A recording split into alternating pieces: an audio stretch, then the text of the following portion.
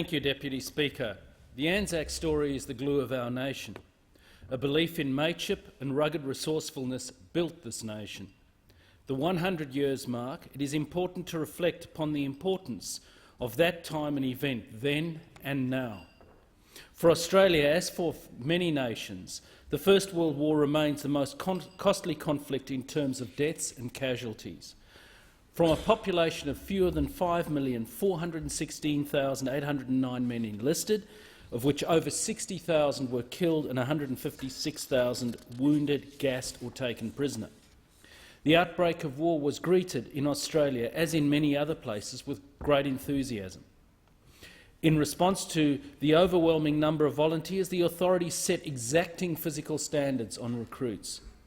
Yet most of the men accepted into the army in August 1914 were sent first to Egypt, not Europe, to meet a threat which a new belligerent Ottoman Empire, or Turkey now, posed to British interests in the Middle East and the Suez Canal. The Australians landed at what has become known as Anzac Cove on 25 April 1915 and established a tenuous foothold on the steep slopes above the beach. During the early days of the campaign, the Allies tried to break through the Turkish lines, while the Turks tried to drive the Allied troops off the peninsula. Attempts on both sides ended in failure, and the ensuing stalemate continued for the remainder of 1915. As a result, the Turks were unable to inflict more than a very few casualties on the retreating forces. In modern parlance, Gallipoli was a game-changer. It changed the attitudes of the young men fighting and those at home. It consolidated a belief in the idea of a separate Australian identity. It showed how victory can be Pyrrhic and retreat a success.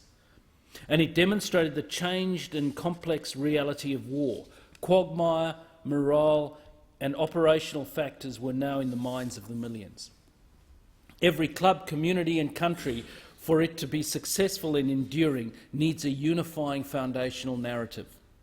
April 25, 1915 marks a pivotal moment in Australian history. The Australian troops who stormed ashore as part of the Allied landing force on the morning of April 25 bore the newly minted Anzacs formed in Egypt only a few months before. About 420,000 Australians enlisted in service in the war, almost 40% of the eligible male population. This was the first time Australians had been exposed to the bloody horrors of 20th century trench warfare, and our young nation recoiled. Despite the savage introduction, something precious was salvaged from disaster. Gallipoli showed us what they are made of, and it is something to be proud of.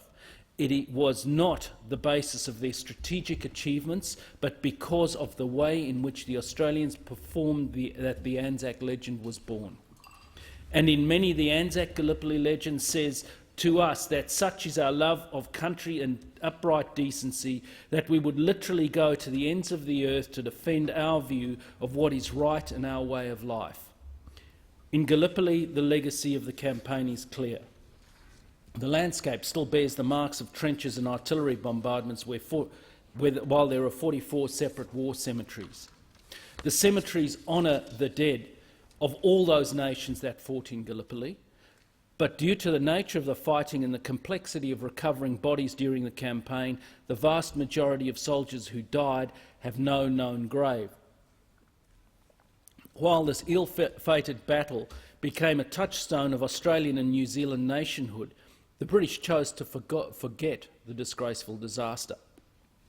The reasons for war change more than the hands that write history, but reality never does.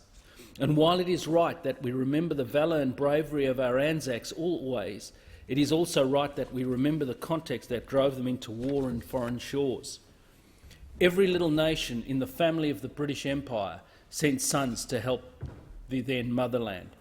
Ours was no different. We were and are a part of a family of free countries. The war was about family suffering and sacrifice.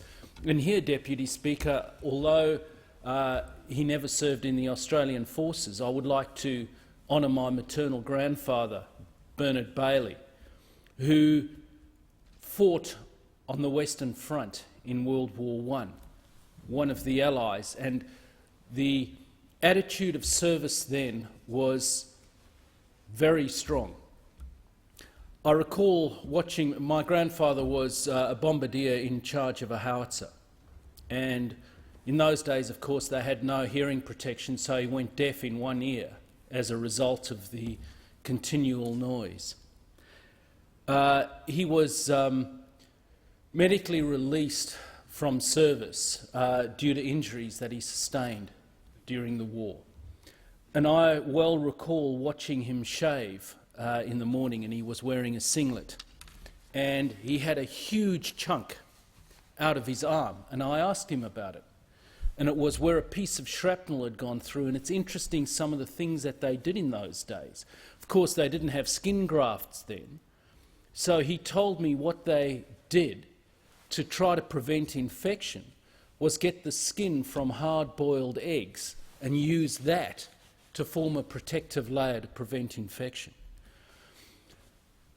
My grandfather was an interesting character. He met my grandmother. I mean, he was one of the early motorcyclists in the world, and he was checking out this nurse while on a motorcycle and crashed, and the nurse that he was checking out ended up being my grandmother. It was I was talking about the whole issue of service and the attitudes that people had then. My grandfather was not a large man. He was only 5'6". And my uncle, during World War II, was not particularly interested in serving. And my grandfather was really ashamed of this. So you can imagine, here's this man who's around about 50. He was, at that stage, blind in one eye because of lazy eye, deaf in one ear, big chunk out of his arm due to war injuries. And he went to try to enlist. And of course, they didn't accept him, but it had the desired effect because my uncle then did enlist. However, different to my grandfather, my uncle never spoke about his experiences in World War II in North Africa. But I really regret the fact that my grandfather died when I was only 14 years old. I would have liked him around a lot longer. The stories that he told were quite chilling, but also very memorable. Stories, for instance, in the trenches, and I can imagine that the same things would have happened in Gallipoli, where the rat infestation was terrible, and they used to have competitions to see who could kill the most rats. So that's some of the way in which some of the camaraderie built up in awful circumstances. And it really makes me think back to those men on that shore in Gallipoli and the terrible conditions that they had. And the great probability of them dying of injuries, which today, obviously, the majority of which would not have been a death sentence, but were then because of inadequate drugs, inadequate medical treatment. The courage that those men had in facing that persistent and consistent danger day after day beggars belief. Because unlike a lot of battles since, where you have what's called manoeuvre warfare, where you'll have a battle, but then after that, things don't move. You've got large periods where essentially nothing happens. This, in Gallipoli and on the Western Front, it was just day after day after day.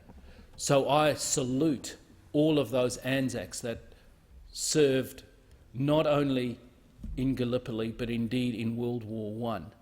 And I thank them for their service, their sacrifice, and the soul that it brought to this nation called Australia.